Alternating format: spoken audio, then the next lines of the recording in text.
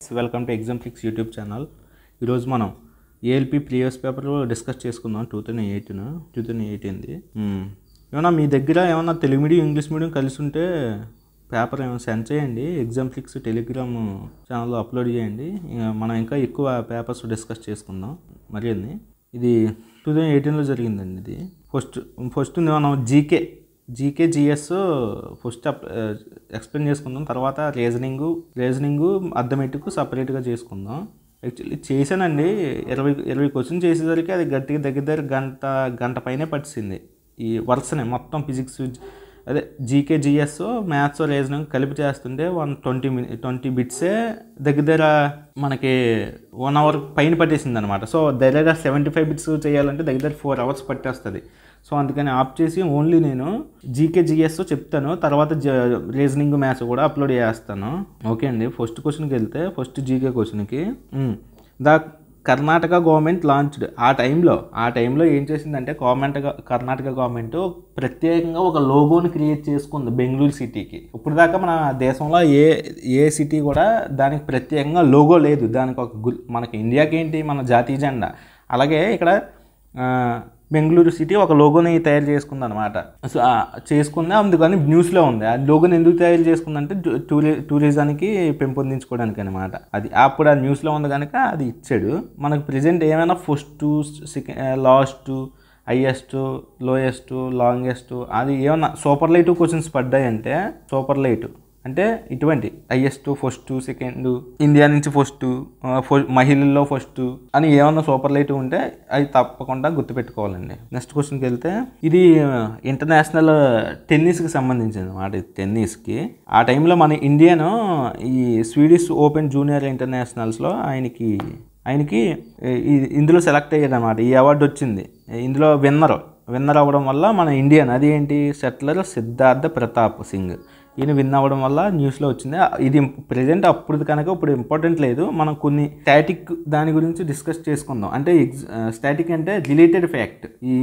ఈ బిట్కి related fact discuss చేసుకుందాం. Actually మనకి గ్రాండ్ స్లామ్స్ ఎన్ని ఉన్నాయండి? గ్రాండ్ స్లామ్స్ 4 ఉంటాయి. గ్రాండ్ స్లామ్స్ ఏంటి? ఆస్ట్రేలియా ఓపెను, ఫ్రెంచ్ ఓపెను ఏంటి? తర్వాత వింబుల్డన్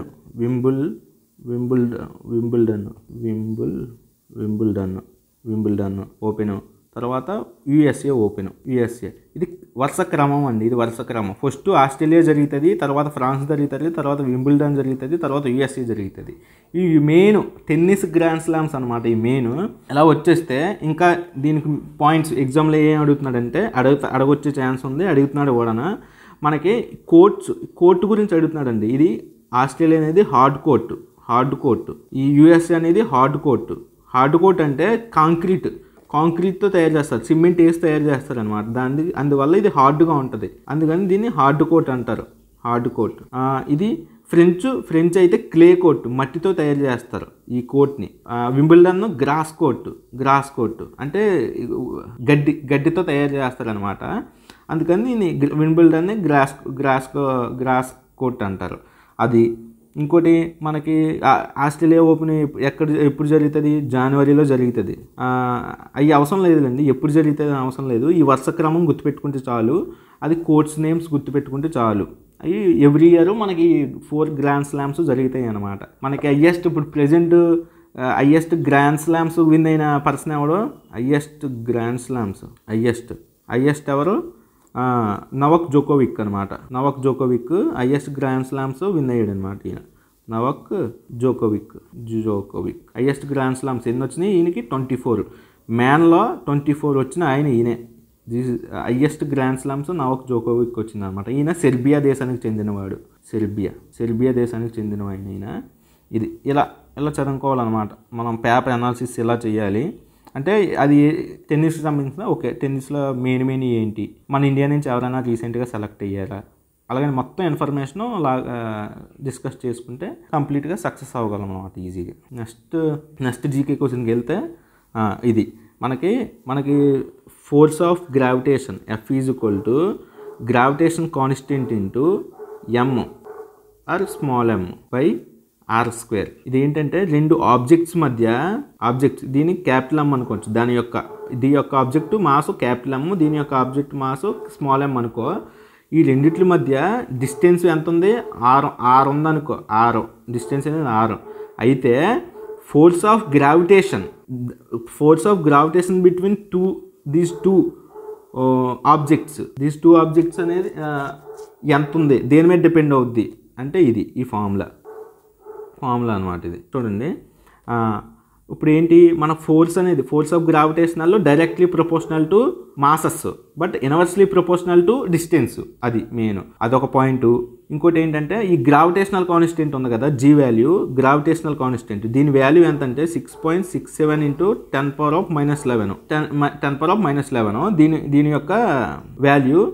ఇది ఎక్కడైనా భూమి మీదైనా, చంద్రుడి మీదైనా, గ్రహాలు మార్స్ మీదైనా, ప్రపంచంలో యూనివర్స్లో ఎక్కడైనా దీని వాల్యూ కాన్స్టెంట్. అందుకే దీన్ని గ్రావిటేషనల్ కాన్స్టెంట్ అంటారు. అదొకటే గ్రావిటేషనల్ కాన్స్టెంట్ అంటారు. దేనికంటే ఇది ఎక్కడికైనా కాన్స్టెంటే, ఎందులో అయినా. సో అది గ్రావిటేషనల్ కాన్స్టెంట్. దీని యూనిట్స్ కూడా ఇంపార్టెంటే అండి. యూనిట్స్ ఎలా వచ్చాయంటే చూడండి, ఫోర్స్ యూనిట్ న్యూటను, ఈ రెండు అన్నీ ఎలా వెళ్ళిపోతాయి. మీటర్ స్క్వేరు, అదే మాస్ మీటర్ స్క్వేరు, ఇది ఇలా పోతుంది మీటర్ స్క్వేరు. ఈ మాసెస్ ఇన్వర్స్లో ఉన్న కనుక కేజీస్ -2. ఇది జీ వాల్యూ కావాలంటే F × r² M × small m. దీని యూనిట్సే నేను ఇక్కడ చెప్పాను. అదనమాట. అదొకటనే మనకి ఇక్కడ మెయిన్ క్వశ్చన్లోకి వెళ్తే, the value of G on the moon is equal to that of earth. Moon మీద జీ వాల్యూ ఒకటేనా అని అడిగాడు. ఒకటే అండి. ఎక్కడికి వెళ్ళినా, యూనివర్స్లో ఎక్కడికి వెళ్ళినా జీ వాల్యూ సేమే. సో ఇది correct statement. Correct statement identify చేయమన్నాడు. సెకండ్ క్వశ్చన్కి వెళ్తే 2.68 × 10⁻⁻1 ఇది న్యూటన్. ఇది గ్రావిటేషనల్ ఫోర్స్ అనేది రెండు ఆబ్జెక్టులు ఇచ్చాడండి.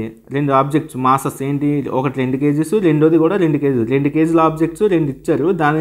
దాని మధ్య డిస్టెన్స్ అంతా 1 మీటరు. ఆ రెండు ఆబ్జెక్ట్స్, రెండు మాసెస్కి మధ్య ఉన్న గ్రావిటేషనల్ పవర్ ఎంత అని చెప్తున్నాడు అనమాట. అది కరెక్టా కాదా మనం సమ్ కాలిక్యులేట్ చేసి చెప్పాలి. ఇప్పుడు ఎఫ్ మనకి గ్రావిటేషనల్ కాన్స్టెంట్ వాల్యూ ఎంత? 6.67 × 10⁻11. మాసెస్ ఎంత ఇచ్చాడు? 2 kgs. 2 × 2 మనకి డిస్టెన్స్ ఎంత? 1 మీటర్ ఇచ్చాడు. 1 స్క్వేర్ ఎలాగా మనకు పోద్ది కనుక 4 × 4, 2 × 2 4, 4 × 6 అంటే దగ్గర 24. ఇక్కడ పాయింట్లో ఉంది కనుక దగ్గర దీన్ని కాలిక్యులేట్ చేస్తే మనకి ఎంత వస్తుంది? 6.68 × 10⁻11 ఇది వస్తుంది అనమాట. సో ఈ స్టేట్మెంట్ కరెక్టే. ఇప్పుడు ఎగ్జామ్లో ఇంత పాయింట్లో మనం కాలిక్యులేట్ చేసుకునేంత టైం ఉండదు కదా. అలాగని ఒక డౌట్ ఉంటుంది. చూడండి, ఇలా కాలిక్యులేట్ చేసుకోండి. 2 × 2 4, 4 × 6 అంటే దగ్గర 24 వస్తుంది. పాయింట్లో ఉంది కనుక ఒక 2 పెరిగే ఛాన్స్ ఉంది. దగ్గర 26 దగ్గర ఈ వాల్యూ వచ్చింది కదా, అప్రాక్సిమేట్ వాల్యూ. సో అదే ఆన్సర్. అది కరెక్టే అనమాట. అప్రాక్సిమేటే ఇస్తాడు. ఎంత మరీ ఎగ్జామినర్ మరీ అంత వైల్డ్గా ఉండడు, వీడు అలా ఇస్తాడు అనమాట. దగ్గర వాల్యూస్ ఇస్తాడు. సో ఈ వాల్యూ ఇది కరెక్టే కనుక ఇది కరెక్టే ఈ statement. Newton law of gravitation is valid in the laboratory only. Laboratory ఏంటంటే బయట మనం బయట మన ఎక్స్పెరిమెంటల్గా అప్లికేబుల్ అవుతుంది, ల్యాబొరేటరీకే కాదు.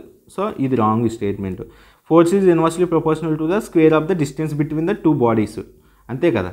ఈ రెండు బాడీస్కి ఫోర్స్ అనేది దీనికి ఇన్వర్స్లీ. ఇదే చూడండి, F = 1/r². ఇదనమాట. ఈ స్టేట్మెంట్ కూడా కరెక్టే. Force is inversely proportional to square of distance between 2 bodies. Distance అంతా r, స్క్వేర్కి ఇన్వర్స్లీ ప్రపోర్షనల్ ఉంది కనుక ఇది కరెక్టే. మనకి రాంగ్ ఆన్సర్ ఓన్లీ C అనమాట. మీకు ఒక పాయింట్ చెప్పాలి. ఇది 2018 ALP CBT 1 పేపరు చాలా కష్టం ఇచ్చాడండి. అన్ని షిఫ్ట్లు చాలా కష్టంగా ఇచ్చాడు. అప్పుడు మనకి 35% మినిమం క్వాలిఫైయింగ్ మార్క్స్ అనమాట. అది కూడా ఎవరు చాలామంది క్వాలిఫై అవ్వకపోతే ఇది కట్ ఆఫ్ తగ్గించి చూపించాడు అనమాట. అంత కష్టంగా ఇచ్చాడు పేపర్. చాలామంది సెలెక్ట్ మినిమం 35% కూడా రాలేదు. అంతేందుకు మా ఏరియాలో దగ్గర ఒక 150 మెంబర్స్ చదివే వాళ్ళు ఉంటే, అప్పుడు మేము ప్రిపేర్ అయ్యేటప్పుడు ఉంటే నాకైతే 40 మార్క్స్ వచ్చాయండి. 75 మార్క్స్కి 40 మార్క్స్ వచ్చాయి. ఈ 150లో ఇదే హైయెస్ట్. 40 marks highest. అర్థం చేసుకోండి. దగ్గర 75కి 40 వచ్చాయంటే ఎంత పేపర్, అదే హైయెస్ట్ మార్క్స్ అయితే మా ఏరియాలో అక్కడ మేము ఉన్న దగ్గర చదివిన దగ్గర హైయెస్ట్ అయితే మీరు ఆలోచించండి అంత కష్టంగా ఇచ్చాడు పేపర్.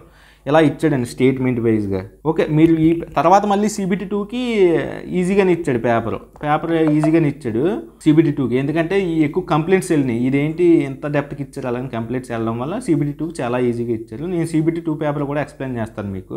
నెక్స్ట్ క్వశ్చన్కి వెళ్తే ఎలక్ట్రో ఇది ఉంది కదా, పీరియాడిక్ టేబుల్లో క్యారెక్టరిస్టిక్ ఆఫ్ ఎలిమెంట్, ఒక లక్షణం, ఒక మూలకం యొక్క లక్షణాలు చెప్పమంటున్నాడు. ఏంటి? Across the period down the group. ఇప్పుడు ఫస్ట్ మనం electro positive character are metallic character అనేది గ్రూప్స్లో ఎలా ఉంటుంది, అక్రాస్ ద గ్రూప్లో ఎలా ఉంటుంది, అక్రాస్ ద పీరియడ్లో ఎలా ఉంటుంది అని అడుగుతున్నాడు అనమాట. ఇప్పుడు ఎలక్ట్రో పాజిటివ్ అంటే ఏంటో మనం తెలుసుకుందాం. ఎలక్ట్రో పాజిటివ్ అంటే ఏంటంటే ఇది ఒక ఎలిమెంట్ ఉందనుకోండి, సోడియం అనే ఎగ్జాంపుల్ తీసుకుందాం. సోడియం అనేది ఒక ఎలిమెంట్ ఇది ఎలక్ట్రాన్ని లూజ్ అవ్వడానికి రెడీగా ఉందనుకో.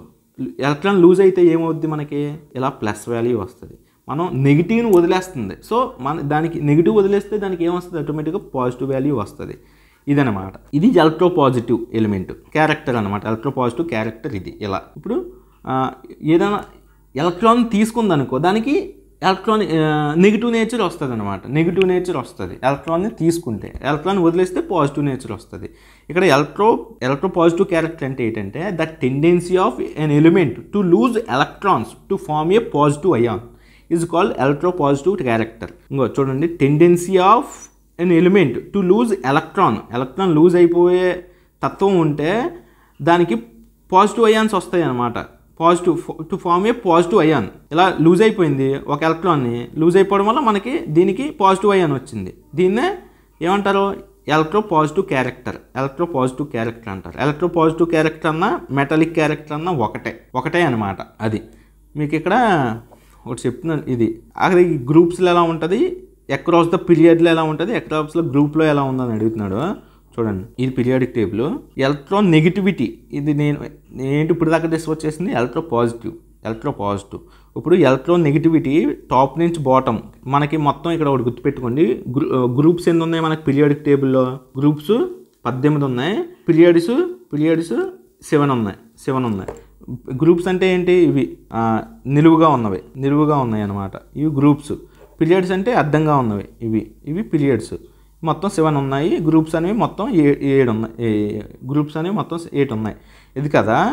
ఎలా అయితే ఎలక్ట్రోనెగటివిటీ అనేది ఈ టాప్ నుంచి బాటమ్కి ఏమవుతుంది, డిక్రీజ్ అవుతుంది. లెఫ్ట్ నుంచి రైట్కి ఇంక్రీజ్ అవుతుంది ఎలక్ట్రోనెగటివిటీ. అదే ఎలక్ట్రో పాజిటివిటీ అయితే ఇటు ఇంక్రీజ్ అవుద్ది. Electro positivity left to right అయితే డిక్రీజ్ అవుద్ది. మనకి ఇది ఏమని చెప్పాను, ఇది గ్రూప్స్, ఇవి పీరియడ్స్. అడ్డంగా ఉన్నాయి పీరియడ్స్, నిలువుగా ఉన్నాయి గ్రూప్స్. ఓకే, మీకు ఒక పీరియాడిక్ టేబుల్లో డెప్త్గా ఎక్స్ప్లెయిన్ చేస్తేనే మీకు అర్థం అవుతుందండి. మీకు ఒక దగ్గర ఒక 2 hours క్లాస్ అలా తీసుకోవాలి దీని గురించి. ఆల్రెడీ మన కెమిస్ట్రీ సారు ఎక్స్ప్లెయిన్ చేస్తున్నారు, చేసి మన కోర్సులో యాప్లో అప్లోడ్ చేస్తున్నారు అనమాట. అక్కడ డెప్త్గా ఉంటే మీకు డెప్త్గా చెప్తే అప్పుడు అది చూసాక ఇది ఇక్కడికి వస్తే మీకు అర్థమవుద్ది. అదనమాట. ఇప్పుడు మనకి దీని గురించి పీరియాడిక్ టేబుల్ ఈ క్వశ్చన్ అంటే ఎలక్ట్రో పాజిటివ్ గురించి తెలుసుకుంటే చాలు. అక్రాస్ పీరియడ్స్ డౌన్ ద ఇవి తర్వాత చూస్తాం. ఇది ఇప్పుడు వద్దు, ఎందుకంటే ఇప్పుడు చెప్తే మీరు కన్ఫ్యూజ్ అయిపోతారు. ఎలక్ట్రాన్ పాజిటివ్ క్యారెక్టర్ అంటే ఏంటి, అది ఎలక్ట్రాన్ని వదిలేయడానికి రెడీగా ఉంటుంది అనమాట. ఈ tendency of element to lose electrons to form a positive ion, అది ఎలక్ట్రో పాజిటివ్ క్యారెక్టర్ అంటారు అనమాట. ఎలక్ట్రో పాజిటివ్ క్యారెక్టర్ అన్న మెటల్ క్యారెక్టర్ అన్న ఒకటే. అది కొన్ని ఫ్యాక్ట్స్ తెలుసుకుందాం రిపీటెడ్గా పీరియాడిక్ టేబుల్ నుంచి వచ్చేది. లాంథనైడ్స్ సిరీస్ అనేది ఎక్కడి నుంచి ఎక్కడి వరకు ఉందని అడుగుతాడు. ఎక్కడి నుంచి 57 నుంచి 71, ఇక్కడ నుంచి ఇక్కడ వరకు ఉందన్నమాట. ఇది లాంథనైడ్ సిరీస్ అంటారు. ఇది లాంథనైడ్ సిరీస్ ఎక్కడి నుంచి ఎక్కడి వరకు ఉంది అని అడుగుతాడు అనమాట. 57 to 71. అదే యాక్టినైడ్ సిరీసే. యాక్టినైడ్స్ ఎక్కడి నుంచి ఎక్కడి వరకు ఉంటాయి, 89 నుంచి 103 వరకు. ఇది అదొకటి. మనకి ఏంటి, హైడ్రోజన్, లిథియము, సోడియం, పొటాషియం, ఇవన్నీ ఏంటి, ఆల్కలీ మెటల్స్. ఇది బెరీలియం, మెగ్నీషియం, కాల్షియం, ఇవేంటి ఆల్కలీ ఎర్త్ మెటల్స్. మనకి ఇవేంటి, మనకి మొత్తం నేను మీకు ఏం చెప్పాను, మెటల్స్, నాన్ మెటల్స్, మెటలాయిడ్స్ అని ఉంటాయి. అలాగని మనకి అవి అవి సపరేట్గా ఉంటుంది. Metals, non metals, metalloids. మనకి మెటల్స్ క్యారెక్టర్స్కి నాన్ మెటల్ క్యారెక్టర్కి కలిపి మెటలాయిడ్స్లో ఉంటాయి. మెటల్స్ మీకు ఆల్రెడీ గ్రూప్ డి పేపర్లో ఎక్స్ప్లెయిన్ చేశాను. ఇవి నాన్ మెటల్స్ ఆల్రెడీ, అది కూడా చూడండి మీకు. అది కూడా అవి ఇవి మ్యాక్సిమం దగ్గర ఒకేలా ఉంటాయి. బట్ ఏఎల్పికి కొద్దిగా డిఫికల్టీ లెవెల్ పెంచుతాడు అనమాట. మెటలాయిడ్స్ ఈ రెండు యొక్క క్యారెక్టరిస్టిక్స్ కలిపి ఇందులో మెటలాయిడ్స్లో ఉంటాయి అన్నమాట. అది మెటలాయిడ్స్. ఇవి మెటలాయిడ్స్ అంటే బోరాను, సిలికాను, జర్మేనియం, ఆర్సెనిక్, ఇవన్నీ మెటలాయిడ్స్ అనమాట.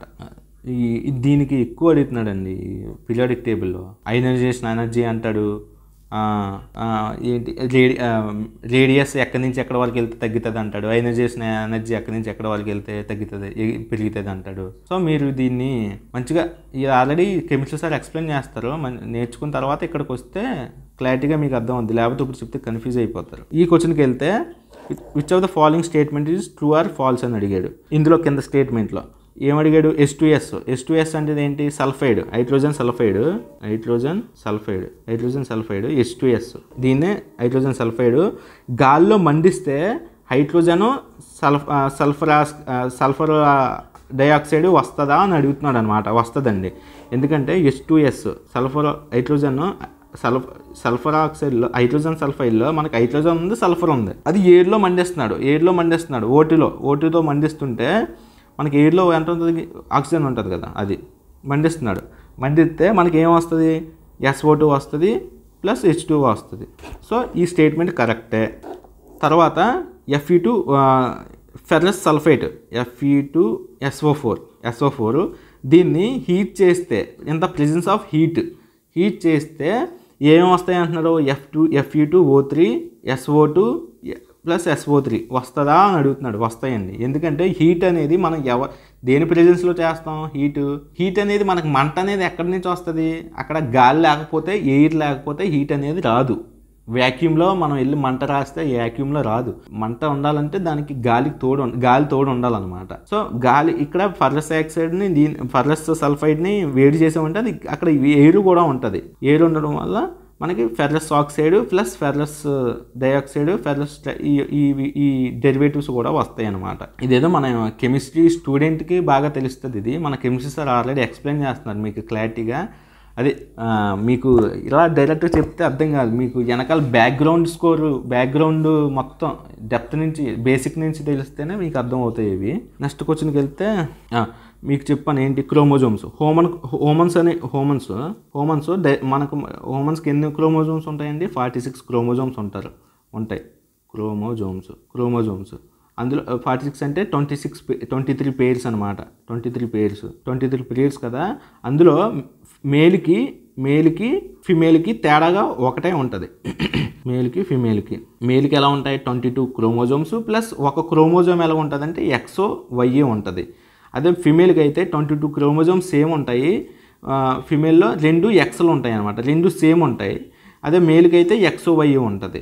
ఇక్కడ ఈ 22 ఉన్నాయి కదా, ఈ 22 క్రోమోజోమ్స్ని ఆటోజోమ్స్ అంటారు అనమాట. ఈ 22 క్రోమోజోమ్స్ని ఆటోజోమ్స్ అంటారు.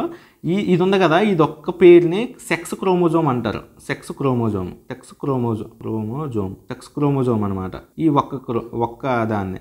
ఇప్పుడు చూడండి, XY ఉంటే మేలు, XX ఉంటే ఫిమేల్. ఈ 22 క్రోమోజోమ్స్ ఉన్నాయి కదా, వీటిని ఆటోజోమ్స్ అంటారు. ఓకే, మనం ఇప్పుడు క్వశ్చన్లోకి వెళ్తే మనకి a male candidate individual contains 1X 2Ys. Actually 1X 1Y. Sex chromosome అనేది 1X 1Y ఉంటుంది. సో ఈ స్టేట్మెంట్ రాంగ్. 2Ys ఉండవు, ఒక Y ఉంటుంది. సో సెకండ్ది ఏమడిగాడు? వేరువేరు లింగములు గల పిండోత్పత్తి జీవుల్లో ఒక్కొక్క పిండోత్పత్తి కణములోని ఒక నిర్దిష్ట క్రోమోజోముల జంట వ్యక్తి యొక్క లింగమును నిర్ధారిస్తుంది. వాటిని లింగ క్రోమోజోమ్స్ అంటారు. ఇప్పుడు చెప్పాను కదండి, ఇవి సెక్స్ క్రోమోజోమ్స్. 23rd పేరు, ఒకటే పేరు. దీన్ని సెక్స్ క్రోమోజోమ్ అంటారు. ఈ సెక్స్ క్రోమోజోమే వాడు ఫిమేలా, వాడు మేలా అని డిసైడ్ చేసేది ఈ సెక్స్ క్రోమోజోమే. అదే అంటున్నాడు. In the diploid organism having separate sexes, specific పేరే ఇది XY chromosome in each diploid cell determines the sex of individual. అంటే వాడు మేలా ఒకటి ఫిమేలా అని చేసేది ఇది అనమాట. They are called sex chromosomes. అవి సెక్స్ క్రోమోజోమ్స్ కదా. సో ఈ స్టేట్మెంట్ రైట్.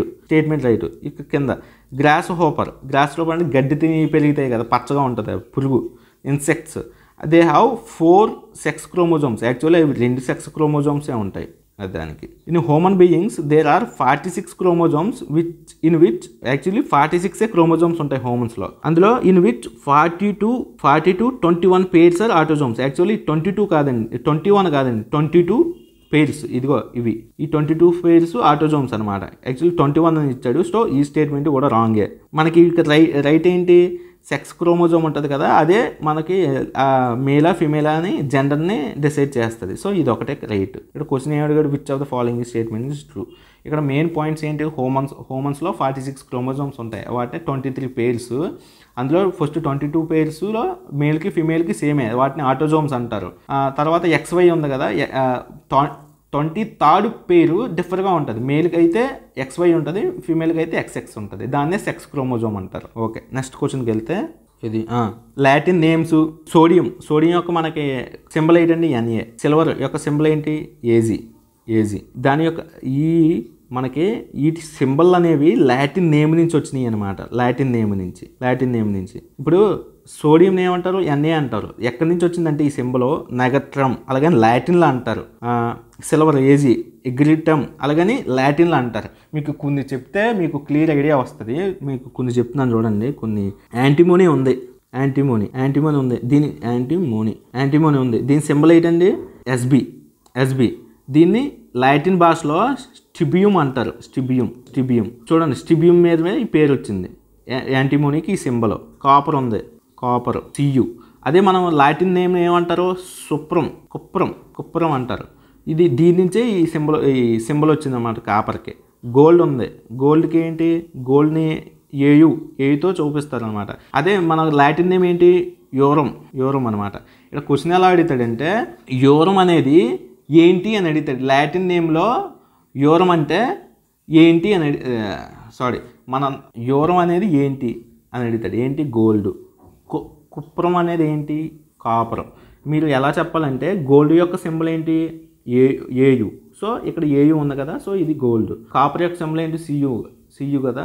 సో కుప్పరం అంటే కాపర్ అని చెప్పాలన్నమాట. అలా ఇంకా కొన్ని డిస్కస్ చేద్దాం. ఐరన్ మనం Feతో పేరుస్తాం. అదే దాని యొక్క లాటిన్ నేమ్ ఏంటి, ఫెర్రం అనమాట. లెడ్ ఉంది. లెడ్ మనం దేంతో, పీబీతో కాల్ చేస్తాం మనం. దాని యొక్క లాటిన్ నేమ్ ప్లంబం. ఇంకోటి ఏంటి, మెర్క్యూరీ హెచ్జి అనమాట. దీని అటామిక్ నెంబర్ 80, గుర్తుపెట్టుకోండి, ఇది ఇంపార్టెంట్.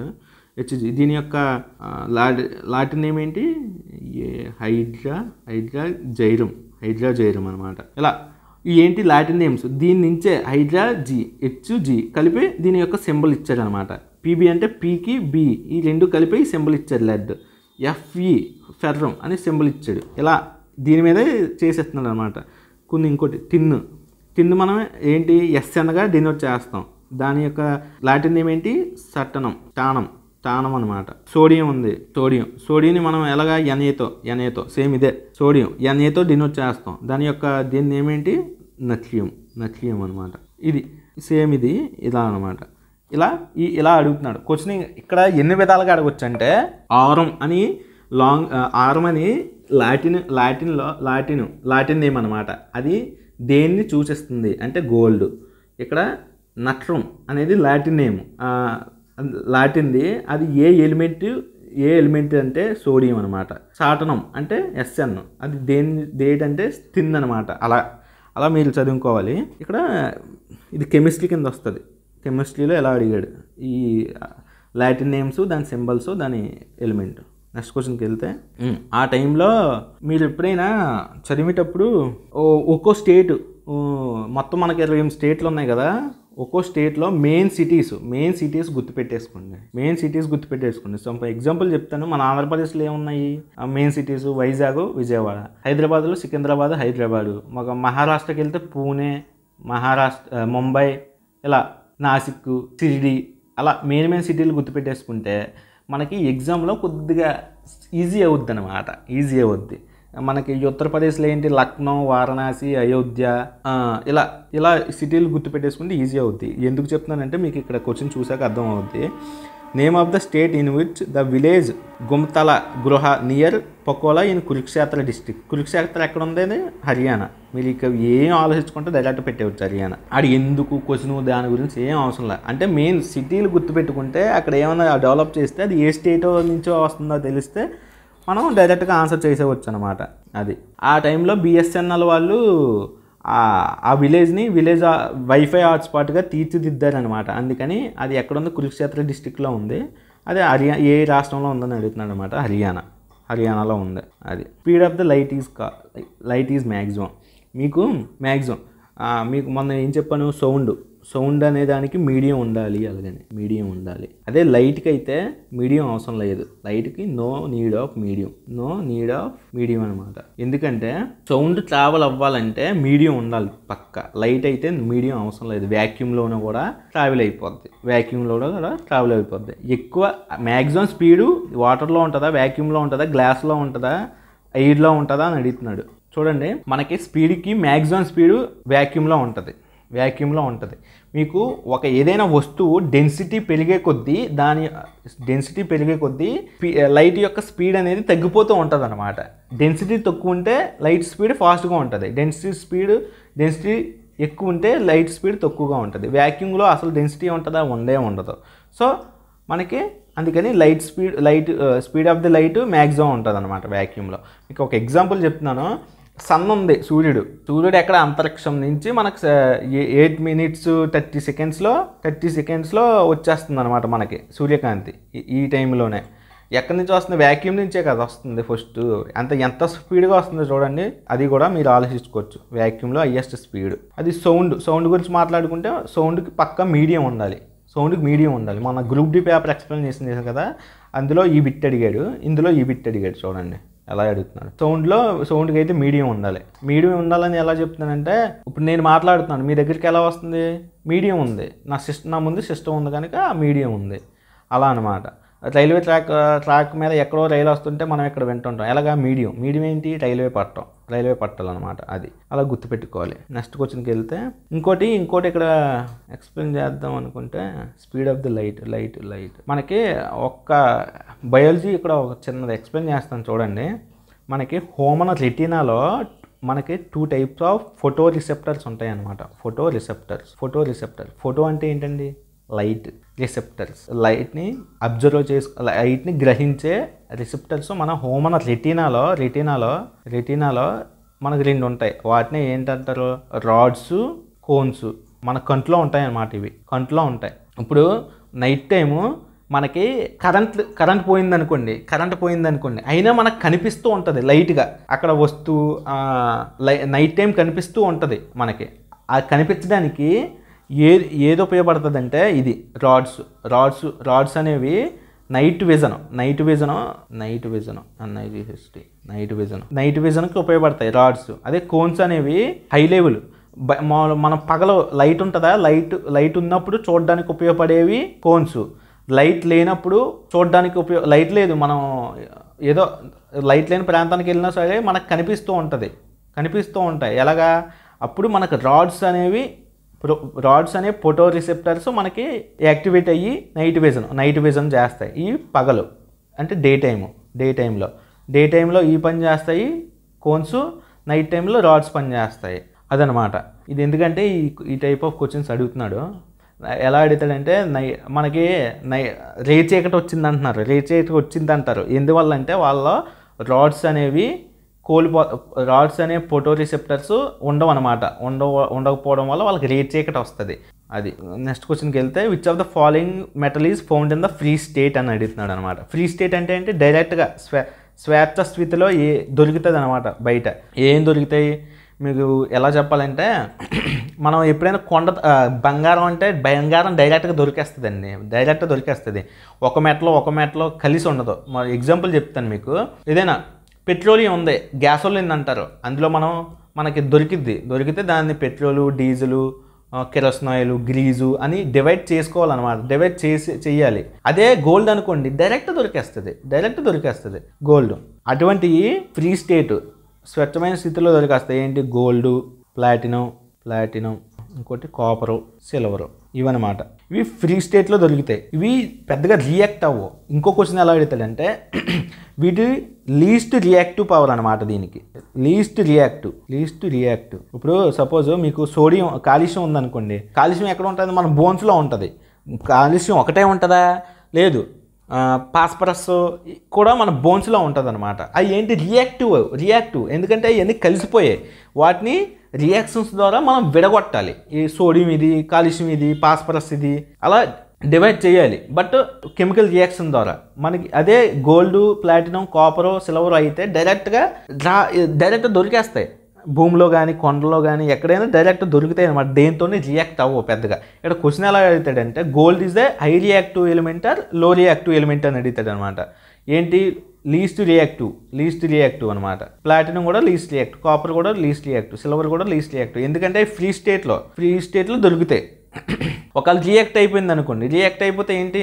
మనం దాన్ని కెమికల్ రియాక్షన్స్ ద్వారా డివైడ్ చేసి తీసుకోవాలి. బట్ ఇవి లీస్ట్ రియాక్టివ్ కనుక డైరెక్ట్ ఫ్రీ స్టేట్లో దొరుకుతాయి. అది. నెక్స్ట్ క్వశ్చన్కి వెళ్తే విటమిన్స్ గురించి అడిగాడు. విటమిన్స్ గురించి చెప్పాలంటే అది ఒక సముద్రం లాంటిది. ఆల్రెడీ మన బయాలజీ సారు ఎక్స్ప్లెయిన్ చేశారు. ఈ ఆల్రెడీ మన ఎగ్జాంప్లిక్స్ యూట్యూబ్ ఛానల్లో డెమో క్లాస్ కూడా ఉంది, చూడండి.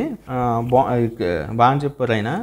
విటమిన్స్ గురించి కొంచెం చెప్పుకుందాం. యాక్చువల్లీ ఏంటి రికెట్స్ అనేది ఏంటి, ఏ డిఫిషియన్సీ వల్ల వస్తుంది అని అడుగుతున్నాడు అనమాట. రికెట్స్ అనేవి విటమిన్ డి డిఫిషియన్సీ వల్ల వస్తుంది. అంటే రికెట్స్ అనేవి విటమిన్ డి డిఫిషియన్సీ. అసలు రికెట్స్ అంటే ఏంటి అని అడుగుతాడు అనమాట. రికెట్స్ అంటే ఏంటి? బోన్స్ సాఫ్ట్ అయిపోయి బెండ్ అయిపోతాయి అనమాట. ఇరిగిపోతుంటాయి. మన బోన్స్లో స్టామినా ఉండదు, స్ట్రెంత్ ఉండదు, ఇరిగిపోతుంటాయి. అదే రికెట్స్ వ్యాధి అనమాట. రికెట్స్ వ్యాధి వచ్చిన వాళ్ళకి బోన్స్ ఎక్కడ పడితే అక్కడ ఇరిగిపోతూ ఉంటాయి. అది బోన్స్ ప్రాబ్లం అదా. బోన్స్ మీద ఇది మనకి ఎక్కడ దొరుకుతుంది? సన్లైట్లో ఎక్కువ దొరుకుతుంది అనమాట. అందుకే సన్లైట్కి ఎక్స్పోజ్ అవ్వాలి ఎప్పటికప్పుడు. అది మనకు విటమిన్ సి. దీని యొక్క ఏదో ఉంటుంది. విటమిన్ డి కెమికల్ నేమ్ ఏంటండి? కెమికల్ నేమ్ క్యాల్సిఫెరాల్ అంటారు. దీనిది మనకి మన బోన్స్లో ఏముంటుంది? కాల్షియం ఉంటుంది. దాని పేరులోనే ఉందో చూడండి. క్యాల్సి అంటే కాల్షియం రిలేటెడ్ అనమాట. చూడండి, మన బోన్స్లో కాల్షియం ఉంటుంది. ఇదేమన్నా ఈ లోపం వల్ల రికెట్స్ అనే వ్యాధి వస్తుంది. ఆ వ్యాధి వల్ల మన బోన్స్ అనేవి ఇరిగిపోతూ ఉంటాయి అన్నమాట. అది అలా రీజనబుల్గా గుర్తుపెట్టుకోవాలి. ఇక్కడ మనకి విటమిన్ సి అంటే ఏంటి? స్కర్వీ. విటమిన్ సి వల్ల మన స్కర్వీ అనే వ్యాధి వస్తుంది అనమాట. విటమిన్ సి యొక్క ఏంటి? Ascorbic acid. విటమిన్ సిని అస్కార్బిక్ యాసిడ్ అంటారు. మనకి విటమిన్ సి వల్ల మనకు వచ్చే వ్యాధి ఏంటి? స్కర్వీ అనమాట. స్కర్వీ అంటే ఏంటి? మన పళ్ళు ఉన్నాయా? గమ్స్, మన టీత్ మధ్యలో నుంచి బ్లడ్ వస్తూ ఉంటుంది స్కర్వీ వ్యాధి వచ్చిన వాళ్ళకి. అదొకటనే. ఏదైనా దెబ్బ తగిలితే ఎక్కువ కాలం వరకు మానదనమాట. మనం యాక్చువల్లీ దెబ్బ తగిలితే 2-3 రోజుల్లో మానిపోద్ది. బట్ స్కర్వీ ఉన్న వాళ్ళకి నెలలు పడుతుంది అనమాట ఆ దెబ్బ ఉండు మానడానికి. అది. విటమిన్ బి అంటే థయమిన్. విటమిన్ బినే థయమిన్ అంటారు. దీని బెరీ అనే యాక్చువల్లీ విటమిన్ B1 ఇది. బెరీ అనే వ్యాధి వస్తుంది. బెరీ అంటే ఏంటండి? మజిల్స్ అనేవి వీక్ అయిపోయి చిన్న పని చేసినా అలసట వచ్చేస్తుంది అనమాట. బెరీ వ్యాధి అది. ఎగ్జామ్లో ఎలా అడుగుతాడంటే బెరీ వ్యాధి వచ్చిన వాళ్ళు ఎలా ఏంటి, వాళ్ళు ఎఫెక్ట్ అయ్యేది ఏంటి అని అడుగుతాడు అనమాట. Muscles and little energy to work అలా అడుగుతాడు. విటమిన్ ఏ అంటే ఏంటి? రెటినాల్. Vitamin A retinol. దీని లోపం వల్ల మనకేం వస్తుంది? Loss of vision. మీకు ఇంకా విటమిన్స్ గురించి చెప్పాలంటే విటమిన్స్ అనేవి 2 టైప్స్ అండి. ఒకటి ఏంటి? Water soluble, fat soluble. Water soluble అంటే BC vitamins water soluble. Remaining AD, ఇంకా ఏమన్నా ఏడి, ఈకే ఇవి ఫ్యాట్ సాల్యుబుల్ అనమాట. అది మనకి ఇంకేం చెప్పాలి? మనం బిలో ఏముంది? విటమిన్ బిలో మనకి థైమిన్ ఉంటుంది, రైబోఫ్లోవిన్ ఉంటుంది, నియాసిన్ ఉంటుంది. మొత్తం మీకు ఈ విటమిన్స్ గురించి ఆల్రెడీ మన బయాలజీ సార్ ఎక్స్ప్లెయిన్ చేశారు. డెమో క్లాస్ కూడా ఉంది ఎగ్జాంప్లిక్స్ యూట్యూబ్ ఛానల్లో, వెళ్ళి చూడండి. నెక్స్ట్ క్వశ్చన్కి వెళ్తే ఇది ఫిజిక్స్లో వస్తుంది అనమాట. మనకు ఓమ్స్లో తెలుసు V = IR అని. ఇంకా ఆ ఫార్ములా మీద when the calculate the current flow ఎంత అని అడిగాడు అనమాట. కాల్కులేట్ చేయాలంట. త్రూ విచ్ రెసిస్టెన్స్ ఎంత ఇచ్చాడు, 10 ohms ఇచ్చాడు. The potential difference of 10 ohms, voltage ఎంత ఇచ్చాడు, 140 volts ఇచ్చాడు. ఇక ఇందులో సబ్స్టిట్యూట్ చేసేయడమే. 140 volts ఈజ్ ఈక్వల్ టు మనం ఇదే ఫైండ్ అవుట్ చేయాల్సింది. రెసిస్టెన్స్ ఎంత 10, ఇది పోతే I is equal to 14. Current యొక్క యూనిట్స్ ఏంటి, యాంపియర్స్. సో ఇది ఆన్సర్, ఇదన్నమాట ఆన్సర్. మీకు కొన్ని ఇటువంటివి ఉంటే ఫార్ములాస్ నేర్చుకోవాలండి మీరు. ఫార్ములాస్ అనేవి చాలా ఇంపార్టెంట్. ఎలాగా, పవర్ ఏంటి, power is equal to work by time. ఇంకా ఎనర్జీకి వచ్చేసరికి ఎనర్జీలో మనకి ఏముంటాయి, పొటెన్షియల్ ఎనర్జీ ఉంటుంది, కైనెటిక్ ఎనర్జీ ఉంటుంది. పొటెన్షియల్ అంటే MGH, కైనెటిక్ ఎనర్జీ అంటే half mv², mass into velocity square. Work formula ఏంటి, work is equal to FS, force into displacement work. ఇలా ఈ ఫార్ములాస్ అలా గుర్తుపెట్టేసుకుంటే ఈజీగా అయిపోతా ఉంటాం. మూమెంటమ్ అయితే P is equal to MV, mass into velocity. ఇలా ఈ ఫార్ములాస్ గుర్తుపెట్టుకుంటే బాగుంటుంది. Already physics sir class explain చేస్తున్నారు. ఫిజిక్స్ ఇవన్నీ ఫార్ములాస్ మీద మంచిగా ఎలా ఎగ్జామ్, ఆల్రెడీ మన వాళ్ళు NTPCలో సెలెక్ట్ అయిన వాళ్ళే, డైరెక్ట్ ఆల్రెడీ 2-3 జాబులు క్రాక్ చేసిన వాళ్ళే మనం మంచిగా ఎక్స్ప్లెయిన్ చేస్తారు. ఎక్కడి నుంచి ఎలా బిట్స్ వస్తున్నాయి అని కూడా చెప్తారనమాట. నెక్స్ట్ క్వశ్చన్కి వెళ్తే ఇది స్టాటిక్ జీకే లాంటిది అనమాట. Charles Wilkins is known as and remembered for the which of the following translation. Actually ఈయన భగవద్గీతని ఇంగ్లీష్లో మార్చుకున్నాడండి. ఈ భగవద్గీతని ఇంగ్లీష్లో ట్రాన్స్లేట్ చేశాడు. ఎవరో చార్లెస్ వికిన్స్. సో అది అడిగాడు అనమాట. ఈయన ఇది చేశాడు. మనకి కొన్ని ఇంపార్టెంట్ అడుగుతున్నాడండి. ఎలా అంటే రామాయణం ఎవరు రాశారండి, వాల్మీకి. మనకి మహాభారతాన్ని ఎవరు రాశారు, వేదవ్యాస్ రాశాడు అనమాట. మనకి ఈ వేదవ్యాసే మనకి కొన్ని వేదాలని కంపైలర్ చేశాడు అనమాట. ఈ వేదాస్ మొత్తం మనకి ఎన్ని ఉన్నాయండి, 4 వేదాస్ ఉంటాయి. 4 వేదాస్ ఏంటవి, ఋగ్వేద, సామవేద, యజుర్వేద అండ్ అథర్వవేద. ఇలా 4 వేదాస్ ఉంటాయి. ఇవి ఎలా అడుగుతున్నాడు అంటే question, which is the oldest వేద అని ఏంటని అడుగుతున్నాడు అనమాట. ఎర్లియస్ట్ వేద ఋగ్వేద. సామవేద దేని గురించి చెప్తుంది అనమాట, చెప్తుందని చెప్తున్నారు, మ్యూజిక్ గురించి చెప్తుంది అనమాట సామవేద. యజుర్వేద దేని గురించి చెప్తుంది, ప్రేయర్స్ గురించి చెప్తుంది ఇది. అదే మన అథర్వవేద అయితే చామ్స్ అండ్ మ్యాజిక్ అంటే ఇది బ్లాక్ మ్యాజిక్ ఆ టైప్లో అనమాట. మ్యాజిక్స్, చామ్స్ గురించి ఇది చెప్తుంది అనమాట. మ్యాజిక్ గురించి చెప్పేది అథర్వవేద. ఇలా అడుగుతాడు అనమాట క్వశ్చన్స్. నెక్స్ట్ క్వశ్చన్కి వెళ్తే third law of motion, first law of motion, second లా. ఇప్పుడు ఈ క్వశ్చన్ ఏంటి, సైలర్స్, పడవ ఉందండి, సైలర్ ఇలాగా సముద్రంలో దూకేశాడు అనుకోండి. దూకితే మనోడు కాళ్ళు ప్రెజర్ అప్లై చేసి మనోడు దూకుతాడు. అలా ప్రెజర్ అప్లై చేయడం వల్ల ఇది కొంత దూరం వెళ్తుంది, ఇది ఇటు సైడ్, మనోడు ముందుకు వెళ్తాడు. చూడండి, మనోడు ఇలా ఇది వెనక్కి వెళ్తుంది పడవ, మనోడు ముందుకు వెళ్తాడు. అంటే చూడండి అదేంటి, ఈడు ఎంత ముందుకైతే ప్రెజర్ యూజ్ చేసి వెళ్ళాడో అంతే ప్రెజర్లో వెనక్కి వెళ్తుంది పడవ. అంతే ప్రెజర్ వాడి కాల్ ద్వారా పడవ మీద ప్రెజర్ యూజ్ చేయడం వల్ల అదే ప్రెజర్తో వెళ్తుంది అనమాట వెనక్కి. ఇప్పుడు మీకు చెప్తున్నాను, ఇది తీసండి. న్యూటన్స్ లా ఎక్స్ప్లెయిన్ చేస్తాను. Newton's first law, second law, third law. దానికి అదే కాకుండా first law of motion, second law of motion, third law of motion అని అడుగుతాడు. Newton first law, second law, third law అడగకుండా ఇలా అడుగుతాడు అనమాట. సో మీరు కన్ఫ్యూజ్ అవ్వద్దు. లా ఆఫ్ మోషన్స్ అయినా Newton first law, Newton second law, Newton third law అన్న అదొకటే. న్యూటన్ ఫస్ట్ లా గురించి మాట్లాడితే, ఫస్ట్ లా గురించి ఏంటి, ఒక బాడీ అలాగే అదే స్థితిలో ఉంటుంది అప్ టు ఎక్స్టర్నల్ ఫోర్స్ వచ్చి అప్లై అయ్యేంత వరకు అదే స్థితిలో ఉంటుంది అనమాట. ఇప్పుడు సపోజు ఒక చెరువులో నీళ్ళు ఉన్నాయి, ఎవరైనా వచ్చి దూకితే తప్ప అవి అలాగే స్టేబుల్గా ఉంటాయి అన్నమాట. ఇది ఫస్ట్ లా అదే చెప్తుంది అనమాట. Body in motion remains in motion. ఇప్పుడు మనం బండి మీద 30 km/h స్పీడ్లో వెళ్తున్నాం. అది మనం బ్రేక్ అప్లై చేసేంత వరకే అది అదే మోషన్లో వెళ్తుంది అనమాట. అదొకటి. ఏంటి, నేను డెఫినేషన్ చెప్తున్నాను చూడండి. Body in motion remains in మోషన్లో ఉన్న బాడీ మోషన్లోనే ఉంటుంది. ఎప్పుడు మనం ఫోర్స్ అప్లై చేసేంత వరకు.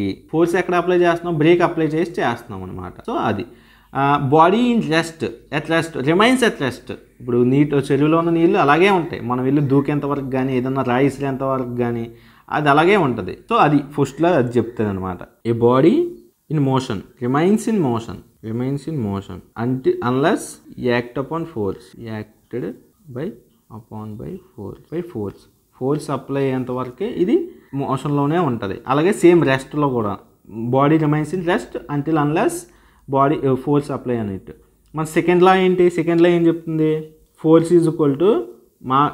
Is directly proportional to mass into acceleration, ఇలా చెప్తుంది అనమాట.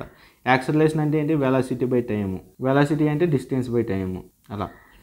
సో సెకండ్లో ఏంటి, న్యూటన్ సెకండ్లో force is directly proportional to mass into acceleration. థర్డ్లో ఏం చెప్తుంది, for every action there is a equal and opposite reaction. మీరు ఏదైనా ఒక చేతితో గోడని గట్టిగా గుద్దారనుకోండి, మనం ఫోర్స్ అప్లై చేసాం, మనకు రివర్స్ ఫోర్స్ ఏమిస్తుంది, నొప్పిస్తుంది. మన ఎవ్రీ యాక్షన్ అనేది ఈక్వల్ అండ్ ఆపోజిట్ రియాక్షన్ అనమాట. ఎగ్జాంపుల్, మీకు రాకెట్ లాంచ్ చేస్తున్నారండి, ఇది మెయిన్ చాలా ఇంపార్టెంట్. ఇది రాకెట్ లాంచ్ చేస్తున్నప్పుడు ఎలా లాంచ్ చేస్తారు కదా, ఇది ఒకేసారి ఆకాశంలోకి వెళ్ళేటప్పుడు ఒకేసారి ఫ్యూయల్ మంట చేసి ఎక్కువ మంట వస్తుంది చూడండి. ఇది పైకి వెళ్ళాలంటే దాని ఆపోజిట్లో అంతే ఫోర్స్ని అప్లై చేయాలి. అదే చేస్తుంది ఏంటి, for every action equal and opposite reaction. ఈక్వల్గా ఉంటుంది, ఈ ఫోర్స్ ఈక్వల్గా ఉంటుంది అనమాట. ఇక్కడ ఎగ్జాంపుల్ ఎలా అడుగుతాడు, రాకెట్ అనేది లాంచ్ చేస్తున్నాం కదా, అది ఏ న్యూటన్లా అప్లై అవుద్దని అడుగుతున్నాడు అనమాట.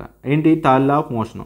సేమ్ ఇక్కడ కూడా అంతే. ఒక సైలరు పడవలోంచి దూకాడు, అప్పుడు ఆ పడవ అనేది వెనక్కి వెళ్ళిద్ది, మనోడు ముందుకు వెళ్తాడు. ఇది third law of motion. boat launch moves backward. The example is illustrates Newton's third law. Next క్వశ్చన్కి వెళ్తే ఇక్కడ వేవ్ లెంత్ గురించి అడిగాడు అనమాట. ఏంటి, ఇన్ ద లాంగిట్యూడినల్ వేవ్ అంటే ఎలా ఉంటుంది, ఇది ఇలా ఉంటుంది అనమాట. Longitudinal wave distance between two consecutive compressions and two conjugative rarefactions is called. ఇక్కడ నుంచి ఇక్కడికి ఏంటి అంటారు యాక్చువల్లీ. ఇది ఒక వేవ్, కంప్లీట్ వేవ్ అనమాట. కంప్లీట్ వేవ్, దీన్నే వేవ్ లెంత్ అంటారు. ఇది కంప్లీట్ వేవ్ కదా, సో దీన్నే వేవ్ లెంత్ అంటారు. దీన్ని మనం లాంబ్డాతో డినోట్ చేస్తాం. ఇది మనకి ఈ వేవ్ లెంత్. ఇది ఫ్రీక్వెన్సీ అంటే ఇది దీని హైట్ ఉంది కదా, ఇదేంటి, యాంప్లిట్యూడ్ అనమాట. ఇక్కడ ఏమడిగాడు, distance between two conjugative compressions. ఇదొక compression and two conjugative rarefactions మధ్య ఒక డిస్టెన్స్ అంతా దాన్ని ఏమంటారు, వేవ్ లెంత్ అంటారు. యాక్చువల్లీ వేవ్ లెంత్ అనమాట. అది అలా వచ్చేసరికి మీకు కొన్ని ఇంపార్టెంట్ ఫ్యాక్ట్స్ చెప్తాను. దీనికి ఫ్రీక్వెన్సీ ఎక్కువ అంటే దీనికే ఫ్రీక్వెన్సీ ఎక్కువ. ఎందుకంటే తక్కువ టైంలో ఒకే టైంలో ఎక్కువ వేవ్స్ని కంప్లీట్ చేసింది అనమాట. సో దీని ఫ్రీక్వెన్సీ ఎక్కువ. అదే టైంలో ఇది 2 వేవ్స్నే కంప్లీట్ చేసింది ఇది. సో దీని యొక్క వేవ్ లెంత్ అనేది ఎక్కువ, బట్ ఫ్రీక్వెన్సీ అనేది తక్కువ. ఇక్కడ మీకు కొన్ని చెప్తున్నాను చూడండి. వేవ్ లెంత్ ఎక్కువ ఉందనుకోండి, ఫ్రీక్వెన్సీ అనేది తక్కువ ఉంటుంది. యాంప్లిట్యూడ్ ఎక్కువ ఉంటే ఫ్రీక్వెన్సీ కూడా ఎక్కువే ఉంటుంది. చూడండి, ఇక్కడ యాంప్లిట్యూడ్ ఎక్కువ, ఇక్కడ యాంప్లిట్యూడ్ తక్కువ, ఫ్రీక్వెన్సీ కూడా ఎక్కువే ఉంటుంది. ఎలా అనమాట. మనకు frequency is directly inversely proportional to 1/t. ఇదే చూడండి, ఇది ఫార్ములా.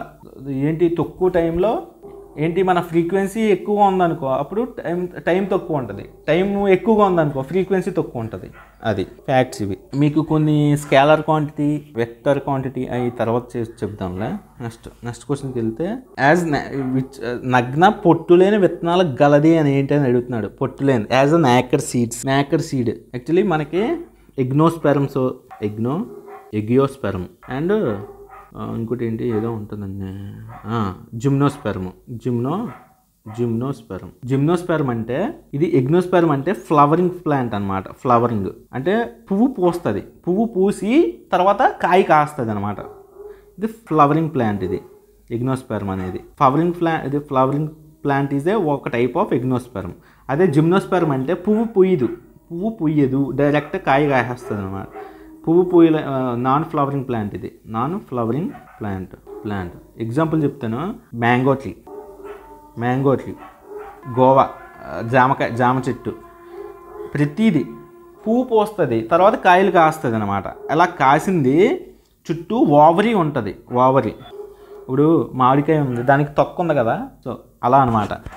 ఈ జిమ్నోస్పెర్మ్కి ఏంటి, నాన్ ఫ్లవరింగ్ ప్లాంట్ ప్లస్ ఇది దీనికి ఎటువంటి ఓవరీ ఉండదు దాని చుట్టూను, అది జస్ట్ మామూలు విత్తనంలా ఉంటుంది. ఇప్పుడు ఏమడిగాడంటే నేకడ్ సీడ్ ఏంటి అని అడుగుతున్నాడు అనమాట. క్యారెట్కి తొక్క ఉంటుంది కదా, సో ఇది నాటే నేకడ్. ఇవేంటి జిమ్నోస్పెర్మ్స్ అనేవి నేకడ్ అనమాట, నేకడ్గా ఉంటాయి. దీనికి ఎగ్నోస్పెర్మ్కి ఓవరీ ఉంటాయి కనుక విత్తనాలు కప్పబడి ఉంటాయి. ఇప్పుడు మామిడికాయ ఉంది, మామిడి ట్యాంక్ ఉంటుంది, మామిడి ట్యాంక్ లోపల దాని చుట్టూ ఏంటి ఓవరీ కప్పబడి ఉంది అలా అనమాట. వీటికి అలా కప్పబడి ఉంటాయి. అదే జిమ్నోస్పెర్మ్కి అయితే ఏమి ఉండవు, డైరెక్ట్ విత్తనాలు డైరెక్ట్గా ఉంటాయి అన్నమాట. అవి నాన్ ఫ్లవరింగ్ ప్లాంట్స్. అవి ఇక్కడ ఎగ్జామ్లో ఎలా అడుగుతాడంటే which of the following is a gymnosperm అంటాడు. ఏంటి, ఫ్లవరింగ్ ప్లాంటా నాన్ ఫ్లవరింగ్ ప్లాంటా అంటే నాన్ ఫ్లవరింగ్ ప్లాంట్. అవి ఏంటి, జిమ్నోస్పెర్మ్స్ అనేవి నేకడ్ సీడ్స్ అనమాట, నేకడ్ సీడ్స్ ఉంటాయి. వీటికి ఏముంటుంది, మన చుట్టూ పొట్టు ఉంటుంది, వీటికి కూడా. లెమన్కి బయట ఏముంటుంది, తొక్క ఉంటుంది, లెమన్కి తొక్క ఉంటుంది. సో ఇవన్నీ నేకడ్ సీడ్స్ కాదు, ఇవన్నీ ఎగ్నోస్పెర్మ్స్.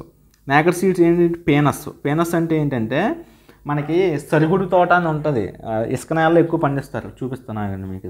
ఇది ఇలా నేకడ్ అంటే ఎటువంటిదే ఉండదు. ఇది పేనస్ చెట్టు అనమాట. ఈ పేనస్ విత్తనాలు ఎటువంటి తొక్క లోపల బయట ఏముండదు, ఇలా నేకడ్గా ఉంటుంది అనమాట. అందుకని దీన్ని నేకడ్ సీడ్స్ అంటారు. ఇప్పుడు ఏంటి నేకడ్ సీడ్స్ అంటే జిమ్నోస్పెర్మ్స్ని నేకడ్ సీడ్స్ అంటారు. అది. నెక్స్ట్ క్వశ్చన్కి వెళ్తే కేప్ ఆఫ్ హార్న్. యాక్చువల్లీ మనకి ఇక్కడే ఉంది యాక్చువల్లీ దాని గురించి. ఇదిగో ఇక్కడ పెట్టాను చూడండి. ఇది సౌత్ అమెరికా, ఇది ఆఫ్రికా. ఈ లాస్ట్ టిప్ ఒక పాయింట్ ఉంది కదండి, దీన్నే కేప్ ఆఫ్ హార్న్ అంటారు. కేప్ ఆఫ్ హార్న్ ఈ లాస్ట్ టిప్పు, చిన్న టిప్పు. అదే మనకి ఆఫ్రికా అయితే కేప్ టౌన్ ఉంది. ఇది ఆడి క్వశ్చన్ ఎలా అడిగాడంటే what is the name of the southernmost tip of the continent of South America ఏంటి, కేప్ ఆఫ్ హార్న్. ఇప్పుడే చూపించాను చూడండి, లాస్ట్లో టిప్ ఉంటుంది. At this place Pacific and Atlantic oceans coverage. మీకు ఓషన్స్ మీకు ఇందాక ఇది చూపించాను కదా, కొన్ని ఓషన్స్ గురించి కూడా మీకు ఎక్స్ప్లెయిన్ చేస్తాను, ఆగండి. ఇక్కడ ఇదిగో ఇది సౌత్ అమెరికా, ఇక్కడ టిప్పే కేప్ ఆఫ్ హార్న్ అంటారు. ఇది Cape of town. South Africa ఉన్నది కేప్ ఆఫ్ టౌన్. దీన్నే కేప్ ఆఫ్ హోప్ అని కూడా అంటారు అన్నమాట. ఇది మనకి కేప్ ఆఫ్ హార్న్ ఉంది కదా. ఇక్కడ మనకి ఇదేంటనుకున్నారు, అట్లాంటిక్ సీ. ఇది అట్లాంటిక్ సీ. ఇది మనకి ఏ షేప్లో ఉంది, ఎస్ షేప్లో ఉంది. ఎగ్జామ్లో ఎలా అడుగుతాడంటే ఎస్ షేప్లో ఉన్న సముద్రం ఏంటని అడుగుతాడు, అట్లాంటిక్ సీ. ఇదేంటి, పసిఫిక్. ఇది పసిఫిక్ ఓషన్. ఇక్కడ ఈ రెండు కలుస్తున్నాయి అన్నమాట. అదే ఆడు అడిగాడు. ఇక్కడ కేప్ ఆఫ్ హార్న్ దగ్గర సదరన్ మోస్ట్ పాయింట్ అయిన సౌత్ అమెరికాలో కేప్ ఆఫ్ హార్న్ దగ్గర ఈ రెండు కలుస్తున్నాయి అన్నమాట. అది ఇక్కడ కూర్చున్నాం. ఇంకోటి ఏంటంటే ఇక్కడ అట్లాంటిక్ సీ ఏ షేప్లో ఉంది, ఎస్ షేప్లో ఉంది. ఎస్ షేప్లో ఉన్న సముద్రం ఏంటి, అట్లాంటిక్ సీ. అదొకటి. మనకి ఇండియన్ ఓషన్ ఏ షేప్లో ఉంది, ఎం షేప్లో ఉంటుంది. ఇండియన్ ఓషన్ ఎం షేప్లో ఉన్న ఓషన్ ఏంటి అని అడుగుతాడు. అది మనకి ఇండియన్ ఓషన్ అనమాట. అది. ఇంకేమన్నా పెట్టానా, లేదు. మనకు ఎన్ని ఓషన్స్ ఉన్నాయండి, పసిఫిక్ ఓషన్ ఉంది, ఇండియన్ ఓషన్ ఉంది, అట్లాంటిక్ ఓషన్ ఉంది, అంటార్కిటిక్ ఓషన్ ఉంది, ఆర్కిటిక్ ఓషన్ ఉంది. మొత్తం ఐదు ఉంటాయి మనకి. ఐదు సముద్రాలు, 7 ఖండాలు. Asia, Africa, Europe, North America, South America, Australia. అది క్వశ్చన్కి వచ్చేస్తే మీకు ఆల్రెడీ చెప్పాను ఏంటి, కేప్ ఆఫ్ హార్న్ అంటే ఎక్కడుంది, సౌత్ అమెరికాలో. కేప్ ఆఫ్ టౌన్ అయితే ఏడుంది, ఆఫ్రికాలో ఉంది. నెక్స్ట్ క్వశ్చన్కి వెళ్తే ఇందులో ఏది ఎక్కువ వర్క్ చేస్తుంది అని అడుగుతున్నాడు అనమాట. ఏది ఎక్కువ వర్క్ చేస్తుంది, ఇందాక ఏం చెప్పాను, work is equal to force into displacement. Work ఏది ఎక్కువ చేస్తుంది అని అడుగుతున్నాడు. Moving stone. మనకి ఎప్పుడు మూవింగ్ బుల్లెట్ మీకు ఇక్కడ మామూలుగా చదివినా మీకు అర్థమైపోద్ది వర్క్ ఎక్కువ ఏం చేస్తున్నారు కానీ. అంటే వర్క్ అంటే చూడండి, ఫోర్సు. మనకి ఇందులో స్టోన్ గట్టిగా వేసగలమా, లేకపోతే హ్యామర్ని గట్టిగా వేసగలమా, వీల్ని గట్టిగా వేసగలమా, బుల్లెట్టే ఫోర్స్గా వస్తుంది. సో ఫోర్స్ ఎక్కువ ఉంటుంది కనుక వర్క్ అదే ఎక్కువ చేస్తుంది. ఇది మనకేంటి, ఇదేంటి work is directly proportional to force. మనకి ఈ ఎన్నిట్లో ఫోర్స్ ఏది ఎక్కువ అప్లై చేస్తుంది, మూవింగ్ బుల్లెట్ అనమాట. అది అందుకని మనకి ఎక్కువ వర్క్ చేసేది బుల్లెట్. ఎలా చేస్తుందంటే చూడండి, బుల్లెట్ దిబ్బితేనే మొత్తం మన బాడీలోంచి ఆతలకి వచ్చేస్తుంది. అదే హ్యామర్ ఇట్ కొడితే వద్దా రాదు, రాయిట్ కొడితే వద్దా రాదు. సో ఇదే ఎక్కువ వర్క్ చేస్తుంది అనమాట. మీకు అందుకే ఫార్ములాస్ గుర్తుపెట్టుకోండి అని చెప్తున్నాను. Work is equal force into displacement. మనకి ఫోర్స్ డైరెక్ట్ ప్రపోర్షనల్గా ఉంటుంది కనుక ఇందులో ఏది ఫోర్స్ అప్లై చేస్తుంది, బుల్లెట్టే. గన్లోంచి కాల్చిన బుల్లెట్ ఎక్కువ ఫోర్స్ అప్లై చేయడం వల్ల వర్క్ అది ఎక్కువ చేస్తుంది అనమాట. ఓకే, నెక్స్ట్ క్వశ్చన్కి వెళ్తే మనకి హైడ్రోకార్బన్స్ ఉంటుంది. సాచురేటెడ్ అన్సాచురేటెడ్ అని ఉంటాయి అన్నమాట మనకి హైడ్రోకార్బన్స్. ఈ ఇంపార్టెంట్ అండి, ఎగ్జామ్లో అడుగుతాడు. అన్సాచురేటెడ్ సాచురేటెడ్ అలాగనే ఉంటాయి మనకు. సాచురేటెడ్లో ఏంటి, సాచురేటెడ్లో ఆల్కేన్స్. ఇది ఏంటంటే ఆల్కేన్స్ అనేవి సింగిల్ బాండ్ అనమాట. ఎలా ఉంటుంది, హెచ్ కార్బన్కి మధ్యన సింగిల్ బాండ్ ఉంటే అవి ఆల్కేన్స్ అంటారు. ఆల్కేన్సే సాచురేటెడ్ హైడ్రోకార్బన్స్ అనమాట. సాచురేటెడ్ హైడ్రోకార్బన్స్ అంటే ఏంటి, ఆల్కేన్స్. ఇక్కడ సాచురేటెడ్ హైడ్రోకార్బన్స్ ఏంటి, ఆల్కేన్స్. మనకి ఆల్కేన్స్ ఎలా ఉంటాయి, single bond. Alkanes single bond ఉంటుంది అనమాట. మనకి ఆల్కేన్స్ యొక్క ఫార్ములా ఏంటి, CnH2n+2. ఇక్కడ ఏ ఉంటుంది. ఇక్కడ అన్సాచురేటెడ్లో 2 ఉంటాయి, 2 ఉంటాయి. ఏంటి, ఆల్కైన్స్ ఇవి అనమాట. ఇవి అన్సాచురేటెడ్. మనకు చూడండి ఇది ఒకటే మారుతుంది, ఏ సాచురేటెడ్ కార్బన్స్లో ఏ ఉంటుంది, అన్సాచురేటెడ్లో వై ఇక్కడ ఈ ఆల్కీన్స్, ఇక్కడ ఈ మారుతుంది అనమాట. ఇదేంటి, ఆల్కీన్స్ అనేది డబల్ బాండ్ ఉంటుంది. కార్బన్కి మధ్య డబల్ బాండ్ ఉంటుంది, అది ఆల్కీన్స్ అంటారు. ఇక్కడ క్వశ్చన్ ఎలా అడుగుతాడో కూడా నేను చెప్తాను. ఆల్కైన్స్లో కార్బన్కి మధ్యన త్రిబుల్ బాండ్ ఉంటుంది అనమాట, అవి ఆల్కైన్స్. దీనికి ఫార్ములా ఏంటి, ఆల్కీన్స్కి CnH2 కాదు, CnH2n. దీనికి CnH2n-1. ఇక్కడ క్వశ్చన్స్ ఎలా అడుగుతాడో చెప్తాను చూడండి. సాచురేటెడ్ హైడ్రోకార్బన్, ఇక్కడే ఒక క్వశ్చన్ ఉంది. సాచురేటెడ్ హైడ్రోకార్బన్ అంటే ఏంటి, ఆల్కేన్స్ అనమాట. ఆల్కేన్స్. అన్సాచురేటెడ్ హైడ్రోకార్బన్స్ అంటే ఏంటి, కీన్స్ అండ్ ఆల్కైన్స్ ఇలా అనమాట. అదొకటే. ఇది ఆల్కేన్స్ అనేవి సింగిల్ బాండ్ డబుల్ బాండ్ ఉంటాయా అంటారు. కార్బన్కి మధ్యన మనకి ఆల్కేన్స్కి సింగిల్ బాండ్ ఉంటుంది. అదే ఆల్కీన్స్కి అయితే డబుల్ బాండ్ ఉంటుంది. ఆల్కైన్స్కి అంటే త్రిబుల్ బాండ్ ఉంటుంది. దాని యొక్క ఫార్ములా ఇది. ఆల్కేన్స్ ఇక్కడ ఏ ఉందా, ఏ అంటే ఎడిషన్ అంటే CnH2n+2 అలా గుర్తుపెట్టుకోండి. ఆల్కేన్స్ అంటే CnH2n, ఆల్కైన్స్ అంటే CnH2n. ఇది ఈ ఫార్ములా ఎలా వచ్చింది అనేది కెమిస్ట్రీ సార్ మంచిగా ఎక్స్ప్లెయిన్ చేస్తారు. నేను ఇదంతా డెప్త్గా చెప్పలేను ఇప్పుడు ప్రెజెంట్. ఇదనమాట, మీరు బేసిక్గా గుర్తుపెట్టుకోండి. అప్పుడు మీరు వచ్చాక సార్ చెప్పాక ఓకే అప్పుడు ఎలా చదువుకున్నాను కదా అలాగని మీకు ఒక ఐడెంటిఫికేషన్ వచ్చేస్తుంది అనమాట. అది ఇప్పుడు మనకి ఇవి. నెక్స్ట్ క్వశ్చన్కి వెళ్తే, మీకు ఆల్రెడీ మొన్న గ్రూప్ డి పేపర్ ఎక్స్ప్లెయిన్ చేసినప్పుడు ఏం చెప్పాను, ఏంటి, ఒక బాణం విల్లు ఎత్తుపెట్టి పట్టుకొని ఉంటాడు ఒక పర్సన్. అప్పుడు ఉన్న ఎనర్జీ ఏంటి, తర్వాత వదిలేసిన తర్వాత ఈ బాణం చలనంలోకి వెళ్తుంది కదా, అప్పుడు ఉన్న ఎనర్జీ ఏంటి అని అడుగుతున్నాడు అనమాట. ఇది ఏంటి, పట్టుకున్నప్పుడు స్టేబుల్గా ఉన్నప్పుడు మనకు ఉన్నది పొటెన్షియల్ ఎనర్జీ ఉంటుంది. అదే మన చలనంలో ఉన్నప్పుడు కైనెటిక్ ఎనర్జీగా కన్వర్ట్ అవుద్ది. అలాగే ఇక్కడ సేమ్ అదే దాని అప్లికేషనే ఇంకో క్వశ్చన్ ఇచ్చాడు అనమాట. ఏంటి, which of the following mentioned activity is the potential energy converted into kinetic energy అంటున్నాడు. పొటెన్షియల్ ఎనర్జీ ఏ యాక్టివిటీలో కన్వర్ట్ అవుద్ది అంటున్నాడు. ఇప్పుడు చూడండి, స్విచ్చింగ్ ఆఫ్ టార్చ్ స్విచ్ అయితే ఎలా అవుద్దండి, అది ఎలా అవుద్ది, అది ఎలా కన్వర్ట్ అవుద్ది అంటే కెమికల్ టు లైట్ ఎనర్జీ కింద కన్వర్ట్ అవుద్ది అనమాట. ఎలాగా, కెమికల్ అంటే ఏంటి, బ్యాటరీలు, టార్చ్ లైట్లో ఏముంటాయి, బ్యాటరీస్లో ఉన్నాయి ఏంటి, కెమికల్ ఎనర్జీ. ఆ కెమికల్ ఎనర్జీ కాస్త టార్చ్ చేస్తే లైట్ ఎనర్జీగా కన్వర్ట్ అవుద్ది. సో ఈ క్వశ్చన్ కాదు. స్వింగింగ్ ఆఫ్ పెండులం, ఇప్పుడు మనం ఒక పెండులం ఉంది ఇలా కట్టాం, పెట్టి దాన్ని ఇలా పట్టుకొని ఉన్నాం, అప్పుడు ఉంటే దానికి ఏముంటుంది, పొటెన్షియల్ ఎనర్జీ ఉంటుంది. దాన్ని వదిలితే ఏమవుద్ది, అది చలనంలోకి వెళ్తుంది. అప్పుడు ఏమవుద్ది, ఇది కైనెటిక్ ఎనర్జీగా కన్వర్ట్ అవుద్ది అదనమాట. ఇది సేమ్, ఇదే answer. Explosion of fire cracker లేదు, ఇది అలాగా, ఇది wrong. Explosion of fire cracker ఎలా అవుద్ది, కాదు. Switch on off torch light, ఇది యాక్చువల్లీ ఇది switch on off torch light ఏంటి, అప్పుడు కెమికల్ ఎనర్జీ కాస్త లైట్ ఎనర్జీగా కన్వర్ట్ అవుద్ది అనమాట స్విచ్చింగ్ అవుట్లో. సో మనకి ఇది ఆన్సర్. పొటెన్షియల్ ఎనర్జీ నుంచి కైనెటిక్ ఎనర్జీ అవడం.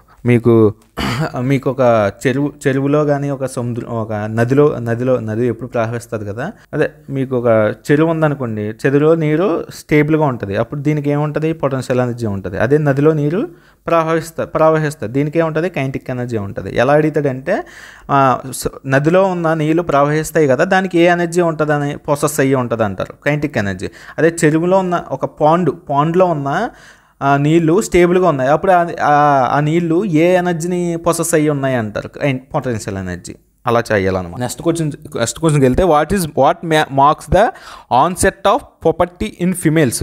మహిళల్లో ఋతుక్రమం యొక్క ప్రారంభముని ఏది తెలియజేస్తుంది అంటున్నాడు. యాక్చువల్లీ మనకి లేడీస్లో ఋతుక్రమం అనేది ఫస్ట్ రజస్వల అయితే వాళ్ళు ఫస్ట్ మెన్సురేషన్ ఎప్పుడు లేడీస్కి ఫస్ట్ మెన్సురేషన్ అయితే డైలీ ఎవ్రీ మంత్ వస్తుంటుంది అనమాట. అది ఫస్ట్ మెన్సురేషన్ని అంటున్నారు. ఫస్ట్ టైం మెన్సురేషన్ వస్తుంది కదా, దాన్ని ఏమంటారు అంటున్నారు. దాన్నే రజస్వల అంటారు.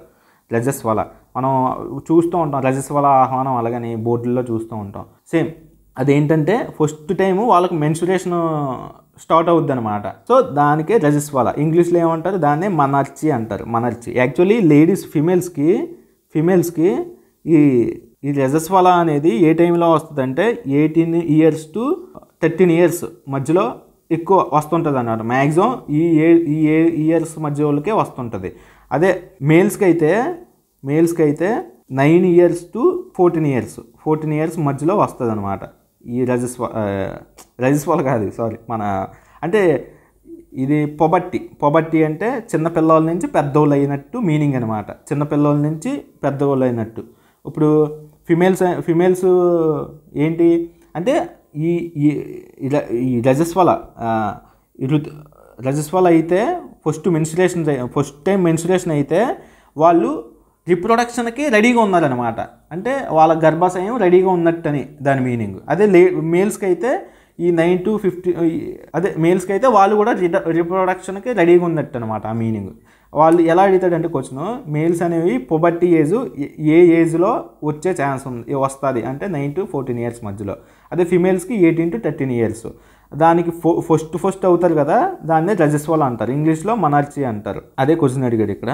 నెక్స్ట్ క్వశ్చన్కి వెళ్తే, ఆ టైంలో మనం ఈ సమ్మిట్ ఇండియాలో జరిగింది. సో అందుకని ఇది ఇంపార్టెంట్. ఏదైనా ఇంటర్నేషనల్ సమ్మిట్ మన ఇండియాలో జరిగితే అది పక్కా ఎగ్జామ్లో ఎక్స్పెక్ట్ చేయొచ్చు. సో అలాంటిది మీరు రెడీగా పెట్టుకోండి. నేను కరెంట్ అఫైర్స్ ఎక్స్ప్లెయిన్ చేసేటప్పుడు ఎటువంటి ఇంపార్టెంట్ ఏదేదో చెత్త ఏం తెచ్చి పెట్టట్లేదు నేను.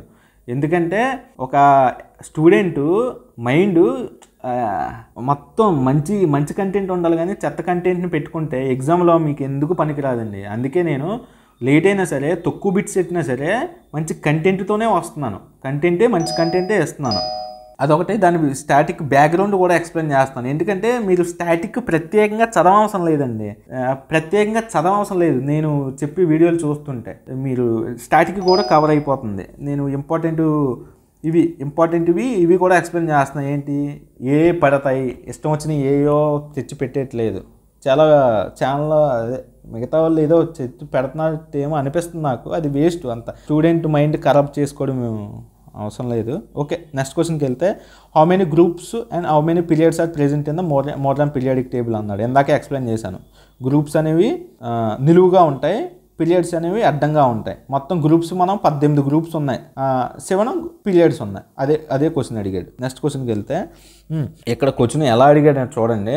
Salil Parekh, who took charge as the new CEO of Infosys, is moving out from the which company to join the leader of Infosys. అంటే ఇన్ఫోసిస్లో ఈయన CEOగా అపాయింట్ అయ్యాడు అనమాట. ఆయన ఇంతకుముందు ఏ కంపెనీలో వర్క్ చేసి రిజైన్ చేసి ఈ కంపెనీకి వచ్చాడు అని అడుగుతున్నాడు. ఇన్ఫోసిస్ క్యాప్జెమినీ నుంచి ఇన్ఫోసిస్కి వచ్చాడనమాట. చూడండి డెప్త్గా అడుగుతున్నాడు. ఇవన్నీ మేము అనాలిసిస్ చేసే మేము చెప్తున్నామండి. ఎందుకంటే మేము ఆల్రెడీ మా బ్యాచ్ అంతా అందరు ఫేస్ చేశారు కదా ఈ ప్రాబ్లమ్స్. సో అదొకటే మంచి మెటీరియల్. ఎప్పుడు నార్త్ వాళ్ళు వచ్చి కొట్టిపోతున్నారండి జాబులన్నీ. సో మనకి మంచి మెటీరియల్ కూడా ఇచ్చేటట్టు ప్లాన్ చేసాం అన్నమాట మన బ్యాచ్ నుంచి. SI unit of charges coulomb. మీకు యూనిట్స్ అనేవి SI యూనిట్స్ పక్కా గుర్తుపెట్టుకోవాలండి. ఎందుకంటే ఎగ్జామ్లో ఎప్పటికప్పుడు అడుగుతున్నాడు. SI యూనిట్స్ గుర్తుపెట్టుకుంటే ఈజీగా పని అయిపోద్ది. ఏంటి వాట్ అంటే దేనికి పవర్కి, యాంపియర్స్ అంటే కరెంట్కి, కూలింబ్ అంటే ఛార్జ్కి, జౌల్స్ అంటే దేనికి వర్క్కి. ఇలా మొత్తం యూనిట్స్ SI యూనిట్స్ గుర్తుపెట్టుకుంటే మనం ఎలా చెప్పాలంటే మీకు ఆప్షన్లో వర్క్ ఫైండ్ అవుట్ చేయమన్నాడు అనుకోండి. క్వశ్చన్ ఏదో వర్క్ ఫైండ్ అవుట్ చేయమన్నాడు. What is the value of work అన్నాడు.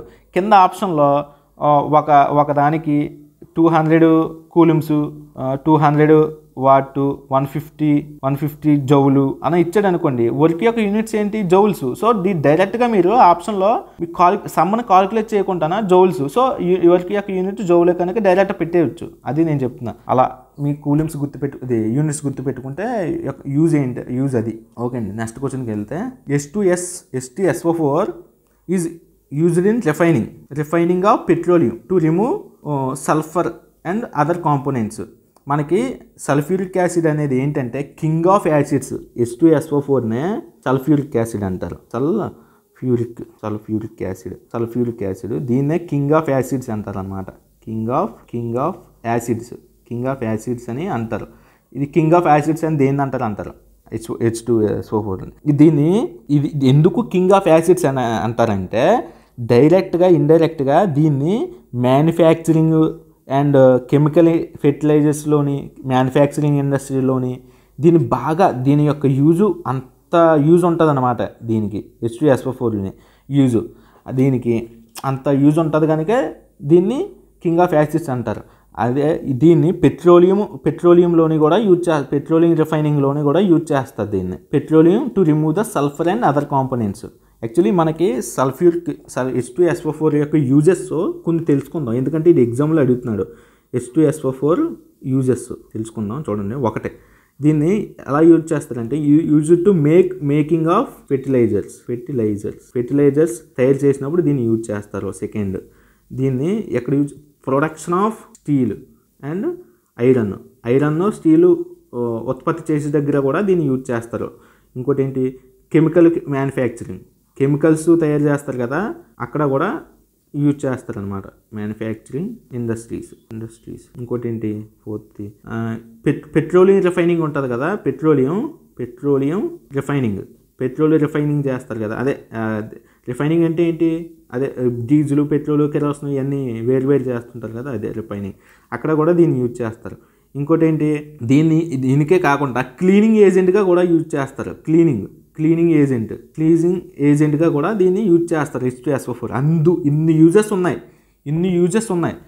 దేని క్లీనింగ్ ఏజెంట్ ఇది రస్ట్నే తుప్పే రస్ట్ స్టీల్కి, ఐరన్కి రస్ట్ పడుతుంది కదా. ఇది వేస్తే H2SO4 అయితే తప్పని పోద్ది అనమాట. మనం యూజ్ చేయకూడదండి. ఇది యాసిడ్ కదా. యాక్చువల్లీ మన వాళ్ళు కూడా యూజ్ చేస్తూ ఉంటారు మనం అప్పుడప్పుడు. అది బట్ తప్పది. ఇండస్ట్రీలో ఇలా ఇన్ని యూజెస్ ఉన్నాయి కనుక దీన్ని కింగ్ ఆఫ్ యాసిడ్స్ అంటారు.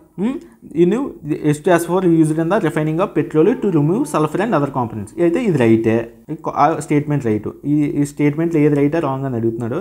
First statement right. సెకండ్ స్టేట్మెంట్కి వెళ్దాం. The basic nature of the sodium hydroxide is due to presence of hydrogen ions in the solution. మీకు సోడియం హైడ్రాక్సైడ్ NaOH ఇక్కడ యాక్చువల్లీ దీని బేస్ అనమాట. ఇది బేసు ఎందుకు వచ్చిందంటే దీనికి బేసిక్ నేచర్ అని ఎందుకు వచ్చిందంటే దీంట్లో OH మైనస్ అయాన్స్ ప్రెజెంట్ అయ్యి ఉన్నాయి. అందుకని దీనికి బేసిక్ నేచర్ వచ్చిందనమాట. ఇది ఏమంటున్నాడు స్టేట్మెంట్లో? హైడ్రోజన్ అయాన్స్ అంటున్నాడు. హైడ్రోజన్ అయాన్స్ అంటే ఇవి యాక్చువల్లీ ఇది ప్రెజెంట్ అవ్వడం వల్ల ఎసిడిక్ నేచర్ వస్తుంది, బేసిక్ నేచర్ కాదు. సో ఈ స్టేట్మెంట్ అనేది రాంగ్. అది. నెక్స్ట్ క్వశ్చన్కి వెళ్తే which of the following the celebrate author and leadership of the speaker Robin Sharma belong? Canada. మీకు ఎవరైనా అబిచ్వరీ వచ్చినా, ఎవరైనా సైంటిస్ట్ వచ్చినా, ఎవరికైనా అవార్డు వచ్చినా, ఎవరైనా స్పోర్ట్స్లో వచ్చినా ఆయన పేరు చెప్పి ఆయన ఏ స్టేట్ అని కూడా నేను చెప్తున్నాను కరెంట్ అఫైర్స్లో. ఎందుకు చెప్తున్నానంటే అడుగుతున్నాడు కనుక ఇలాగా. చూడండి, రబిన్ శర్మ అనే ఆయన ఆథరు ఏదైనా బుక్ రాసి ఉంటాడు. ఆయన ఏ స్టేట్ అని ఏ కంట్రీ అని అడిగాడు చూడండి. అందుకే మీకు ఆయన ఏ కంట్రీ అని కూడా ప్రత్యేకించి చెప్తున్నాను. అందుకే ఏ స్టేట్, ఒకవేళ స్పోర్ట్స్ పర్సన్ ఎవరైనా ఉంటే ఆ స్పోర్ట్స్ పర్సన్ ఏ స్టేట్ నుంచి వచ్చాడు అని కూడా చెప్తున్నాను మీకు. ఎవరైనా చనిపోయి ఉంటే ఆయన ఎందుకు ఆయన ప్రాముఖ్యం, ఆయనకు పద్మవిభూషణలు వచ్చినాయా, భారతరత్న వచ్చిందా, లేకపోతే సాహిత్య అకాడమీ వచ్చిందా, అందువల్ల ఆయన ప్రాముఖ్యత ఈయన రీసెంట్గా చనిపోయాడు, ఈయన ఈ స్టేట్కి సంబంధించిన వాడు, అలాగని ఎందుకు చెప్తున్నానంటే అడుగుతున్నాడు. సో ఇటువంటి ఎంత జప్తగా చెప్తున్నాను మీకు. ఓకే, నెక్స్ట్ క్వశ్చన్కి వెళ్తే కాల్షియం ఆక్సిజన్, ఇది మ్యాచ్ ద ఫాలోయింగ్ ఏంటి, మ్యాచ్ ద ఫాలోయింగ్. ఇంగ్లీష్ మీడియంకి వెళ్దాం, తెలుగు మీడియంలో చూడండి. ఇక్కడ కాల్షియం ఆక్సిజన్ అన్నాడు. కాల్షియం ఆక్సిజన్ CaO క్విక్లైమ్ అంటారు అన్నమాట. CaO క్యాపిటల్లో చేయకూడదు, CaO క్విక్లైమ్, దీన్నే క్విక్లైమ్ అంటారు. క్విక్లైమ్ ఏంటంటే ఇది, దీంట్లో ఏమున్నాయి, కాల్షియం ఉంది, ఆక్సిజన్ ఉంది.